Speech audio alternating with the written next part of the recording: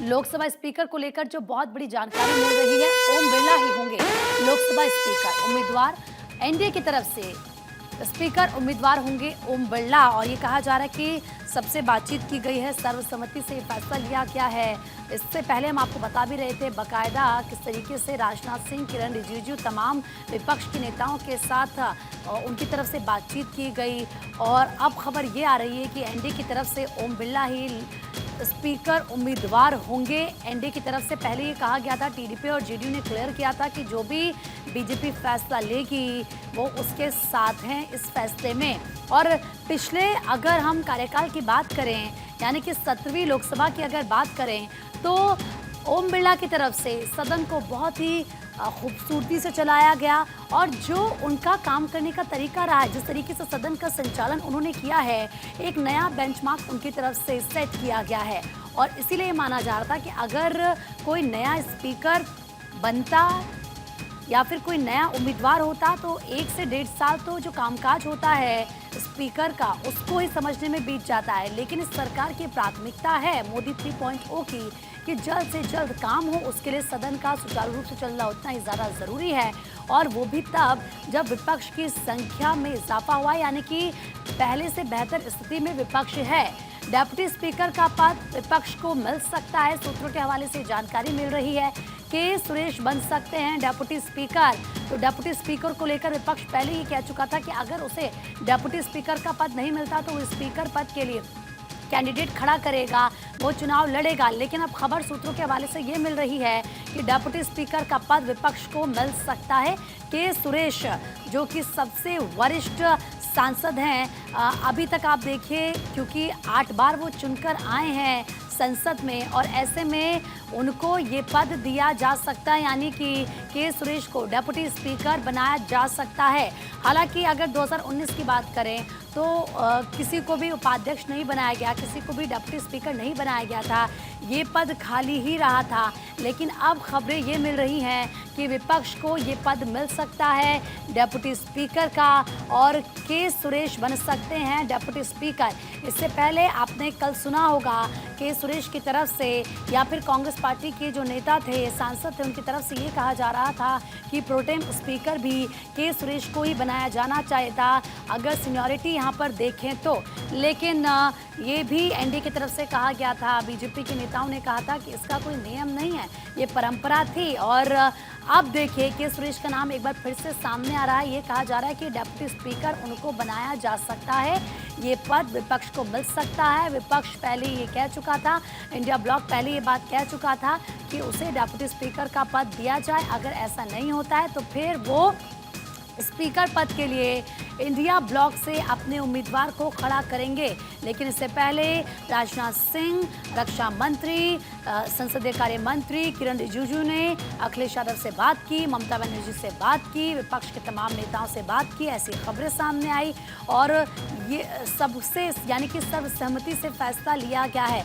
अब देखिए बैठक भी शुरू हो चुकी है। ऐसे में ओम बिरला ही होंगे लोकसभा स्पीकर उम्मीदवार एनडीए की तरफ से। ये जानकारी इस वक्त बड़ी आपको बता रहे हैं, काफ़ी दिनों से लगातार संशय था वो बना हुआ था, और ये लग रहा था कि कौन कौन से नाम रेस में आगे हैं जिनको स्पीकर बनाया जा सकता है। काफ़ी दिनों से बीजेपी माथापच्ची कर रही थी। और देखिए ओम बिरला के साथ साथ आंध्र प्रदेश भाजपा के अध्यक्ष डी पुरेंद्रेश्वरी, बीजेपी के सीनियर नेता राधा मोहन सिंह और भर्तृहरि महताब का नाम शामिल था। हालांकि आप जानते हैं कि भर्तृहरि महताब तो अभी प्रोटेम स्पीकर बनाए जा चुके हैं। अदिति नागर लगातार हमारी पॉलिटिकल एडिटर हमारे साथ ज़्यादा बातचीत के लिए बनी हुई हैं। अदिति, एक तरफ क्योंकि ये जो संशय था बना हुआ था कि कौन होगा लोकसभा का स्पीकर, जो कि अब क्लियर हो चुका है, ओम बिरला का नाम सबसे आगे, और ये माना जा रहा है कि वही एनडीए के उम्मीदवार हैं। दूसरी तरफ अगर डेप्यूटी स्पीकर को लेकर भी बात करें तो ये कहा जा रहा है कि के सुरेश डेप्यूटी स्पीकर बन सकते हैं, यानी कि विपक्ष को ये पद मिल सकता है।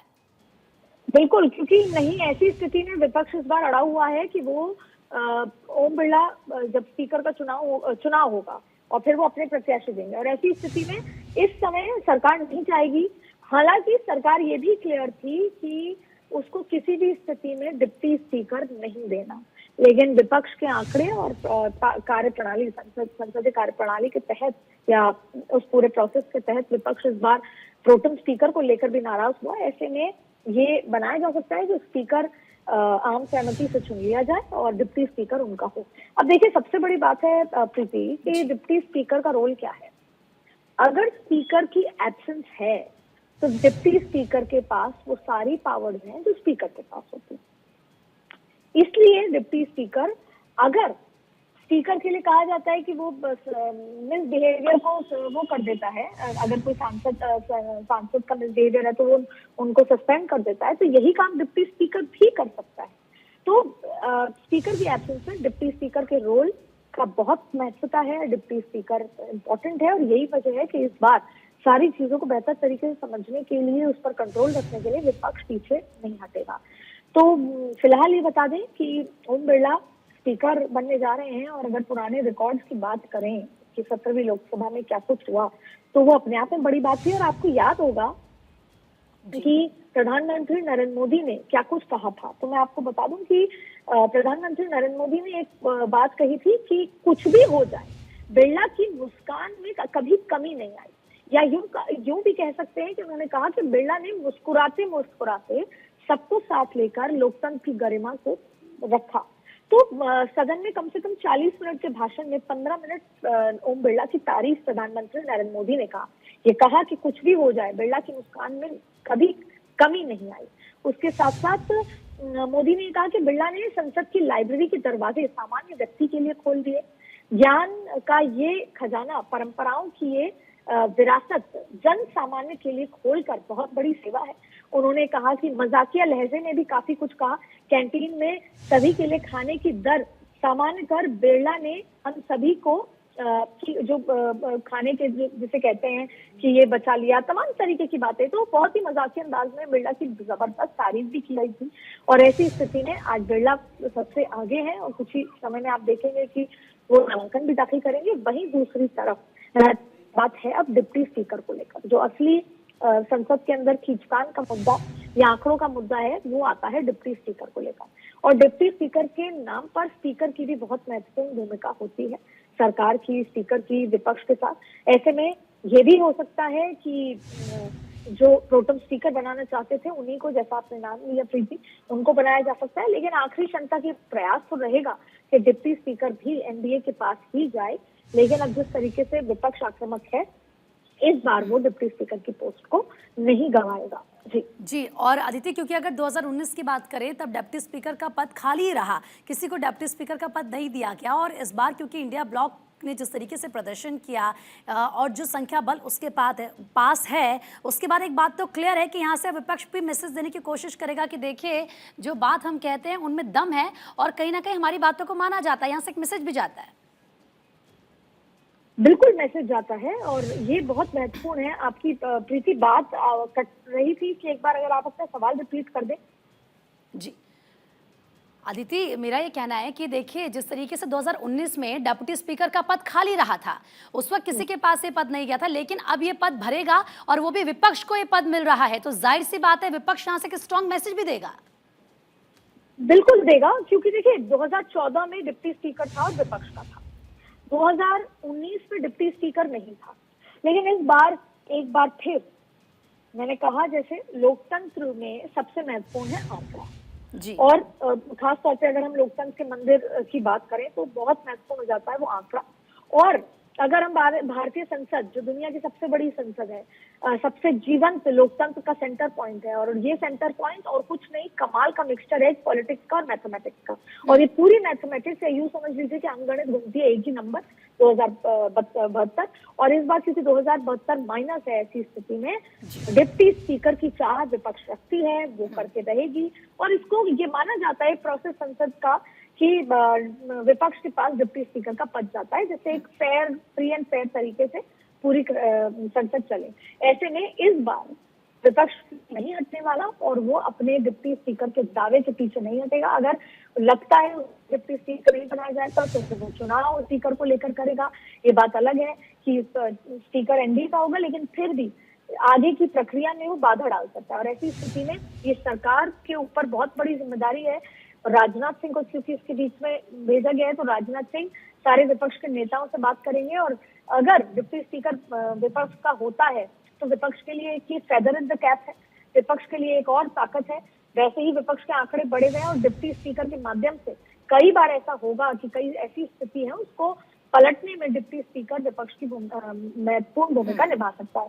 इस पूरे 5 साल में स्पीकर डिप्टी स्पीकर का तालमेल, स्पीकर और विपक्ष का तालमेल, डिप्टी स्पीकर और पक्ष का तालमेल, ये और संसदीय कार्य मंत्री का विपक्ष के साथ तालमेल, ये अपने आप में बहुत बड़े उदाहरण जो है तय करने वाला है, बहुत बड़े उदाहरण दिखाने वाला है। इसलिए आने वाला संसद से निकली हुई हर एक बात देश और दुनिया में एक उदाहरण की तरह होगा और वो ये भी तय करेगा विपक्ष की एकजुटता को, वो ये तय करेगा कि आने जो अलग अलग राज्यों में चुनाव है उस पर किस तरीके का उसका इम्पैक्ट आएगा। ये सभी चीजें संसद से निकलकर देश में एक बड़ा उदाहरण के तौर पर और खबरों के तौर पर स्थापित होने वाला है। बिल्कुल अदिति, अगर हम बात ओम बिरला की करें, क्योंकि एक बार फिर से एनडीए की तरफ से उनको स्पीकर का उम्मीदवार बनाया जा रहा है, जैसे खबरें सामने आ रही है वही उम्मीदवार होंगे। और अगर हम देखें अदिति, तो क्या ये समझा जाए, क्योंकि पिछले 5 सालों में ओम बिरला ने जिस तरीके से सदन का संचालन किया है सुचारू रूप से, तो कहीं ना कहीं आसानी होगी मोदी 3.0 में उन तमाम फैसलों को लेने में, और कहीं ना कहीं जो सदन की प्रोडक्टिविटी है वो ज्यादा है, क्योंकि ओम बिरला पहले एक बेंचमार्क सेट कर चुके हैं कि किस तरीके से सदन को चलाया जा सकता है। बहुत सही कहा आपने, प्रोडक्टिविटी को लेकर 134% प्रोडक्टिविटी भी हुई है। और P20 आपको याद होगा जब G20 हुआ था उसके बाद P20 किया गया था नए संसद भवन में आते ही। P20 ने भी एक ऐतिहासिक जो है अपनी छाप छोड़ी थी, प्रोडक्टिविटी को लेकर ओम बिरला छाप छोड़ चुके हैं। तो ऐसे बहुत सारे मुद्दे रहे हैं। अगर मैं खास तौर पर उनका जिक्र आपके सामने करूं कि वो क्या चीजें थी जो इतिहास ओम बिरला ने रचा है, तो आपको बताऊं कि 17वीं लोकसभा में क्या कुछ हुआ है। देखिए, सबसे बड़ी बात है 17वीं लोकसभा में कार्य उत्पाद लगभग 97% रहा है। ये खुद बिरला जी ने अपने आंकड़े दिए हैं। उसके अलावा कुल मिलाकर 274 बैठकें हुई जो 1354 घंटे चली। ये सब मैं आपको बातें बता रही हूँ जो प्रोडक्टिविटी के लिहाज से बेहद महत्वपूर्ण है। व्यवधान से 387 घंटे का जो समय व्यर्थ में गया। लेकिन उसके अलावा अगर हम घंटों की बात करें तो 1354 घंटे संसद में काम हुआ और ये प्रोडक्टिविटी 97% है। कई सत्रों की प्रोडक्टिविटी 137 भी पार हुई है। और आपको बता दें कि 17वीं लोकसभा के कार्यकाल में आखिरी जो सत्र के आखिरी दिन जब लोकसभा अध्यक्ष ने 5 साल के लेखा जोखा दिया था, उस बात का मैं जिक्र कर रही हूँ क्योंकि मैं उस प्रेस कॉन्फ्रेंस में मौजूद थी।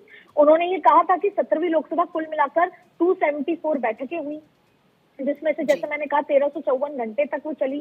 सदन ने नियम समय से 345 घंटों से अधिक अवधि तक बैठकर अपना कार्य किया, यानी कम से कम 350 घंटे ज्यादा काम किया था अगर पिछले 16वीं और उससे पहले की लोकसभा की बात करें। इसके साथ साथ इस लोकसभा में व्यवधान का कारण जैसे मैंने आपको बताया कि उसकी चलते भी करीबन 387 घंटे व्यय हुए। अब आपको बता दी कुल मिलाकर उत्पादक 97% रही, जो मार्वलस कह सकते हैं। और पिछले लोकसभाओं में सबसे अधिक रही, जो आज से उससे पहले 17वीं लोकसभा से पहले जितनी भी लोकसभा थी सबसे मैक्सिमम। तो ये किसके खाते में जाता है? ये ओम बिरला खाते में जाता है। अब आपको ये भी बता दें कि 17वीं लोकसभा की जो पहली बैठक 17 जून 2019 को हुई थी, उसमें भी कई मायनों में वो ऐतिहासिक रही, क्योंकि 543 सदस्यों में से 540 सदस्यों की संसद में चर्चा की भागीदारी, जैसा मैं बार बार आपको जिक्र कर रही थी कि सभी लोगों को बोलने का मौका दिया। यानी पहले ही सत्र में ओम बिरला ने नया आयाम स्थापित कर दिया था कि 543 में से 3 को छोड़ के 540 लोगों ने चर्चा में शामिल हुए थे। इसके साथ साथ वही महिलाओं का अधिकतम प्रतिनिधित्व भी रहा था और सदन की कार्रवाई में उनकी सक्रिय भागीदारी थी। ये भी एक नया आयाम था। बिरला ने जब वो बता रहे थे, अपनी प्रेस कॉन्फ्रेंस कर रहे थे, तो उन्होंने कहा था कि संसद के नए भवन के अंदर सर्वप्रथम नारी शक्ति वंदन विधेयक आया जो 27 साल तक पेंडिंग था। 2023 को चर्चा के लिए 2023 जो आया उसको चर्चा के लिए भी किया, उसे पास भी किया गया। इसके साथ साथ उन्होंने आजादी के पूर्व बहुत सारी तमाम ऐसी चीजें करी जो कभी आजादी से नहीं हुए, नए कानून लाए गए। ये बात कही। अदिति, मैं आपको रोक रही हूँ। इस वक्त केंद्रीय मंत्री प्रहलाद जोशी क्या कुछ कह रहे हैं, एक बार सुनते फिर लौटते हैं आपके पास। बायोफ्यूल भी, तो बायोफ्यूल के बारे में भी अच्छा काम होना चाहिए, क्योंकि thrust honourable prime minister is giving thrust as far as renewable energy is concern. उसके लिए भी इधर चर्चा होके आगे बढ़ना है। और जो ग्लोबल वार्मिंग के लिए भी एक बहुत बड़ा एक स्टेप है, ऐसे मैं मानता हूँ। शुगर प्रोडक्शन का किस तरह से उम्मीद है सर इस बार? तो ऐसे तो लास्ट ईयर से थोड़ा अच्छा ही होगा ऐसे अनुमान है, लेकिन बारिश कैसा होगा उसके ऊपर डिपेंड है, लेकिन आईएमडी के प्रोडिक्शन अनुसार बारिश अच्छा ही होगा। सर ये एक्सपोर्ट को लेके सर कोई योजना है कि अगर अच्छा प्रोडक्शन होता है तो क्या हम एक्सपोर्ट को तो पहले बारिश का देखेंगे, बाद में कितना प्रोडक्शन होता है वो सब देख के डिसाइड सर करेंगे। फार्मर्स के लिए जो शुगर फार्मर्स है उनके इंटरेस्ट को हाथ न हो या उनके इंटरेस्ट को ऐसे तो मैंने कहा, वैसे हमने मेरा भाषण भी वो कहा है कि farmers interest is the Paramount. तो केंद्रीय मंत्री प्रहलाद जोशी को भी आपने सुना, लेकिन इसी के साथ हम आपको तस्वीरें दिखा रहे हैं जब संसद पहुंच रहे थे ओम बिरला, और आप समझिए कि ओम बिरला को एनडीए की तरफ से एक बार फिर से अपना उम्मीदवार बनाया गया है, और ये थोड़ी देर में पिक्चर क्लियर भी हो जाएगी जब ऑफिशियली इसका अनाउंसमेंट होगा। लेकिन इससे पहले राजनाथ सिंह और केंद्रीय संसदीय केंद्रीय मंत्री किरण रिजिजू की तरफ से बाकायदा विपक्ष से बातचीत की गई, वो खबरें जो सामने आई वो हमने आपको बताई। लेकिन इसी के साथ अगर हम ओम बिरला के पिछले 5 सालों की बात करें, जो उन्होंने सदन को सुचारू रूप से चलाया है, और प्रधानमंत्री नरेंद्र मोदी की तरफ से ओम बिरला की वो जो मुस्कान चेहरे पर हमेशा रहती है, वो बहुत ही विनम्र तरीके से सदन में रहे हैं, और चाहे विपक्ष की तरफ से कितना भी हंगामा किया गया हो उसको भी उन्होंने बहुत ही बखूबी से हैंडल किया है। इस बात का जिक्र प्रधानमंत्री करते हैं, और जब विपक्ष की जो संख्या बल है उसमें इजाफा हुआ है, विपक्ष पहले से ज़्यादा मजबूत हुआ है, तो जाहिर सी बात है ओम बिरला इस सिचुएशन को आगे कैसे हैंडल करते हैं। और दूसरी बात ये कि सरकार की कोशिश होगी कि जल्द से जल्द जो तमाम फैसले हैं जनता के हित में उनको लिया जाए, कानूनी रूप वो लें,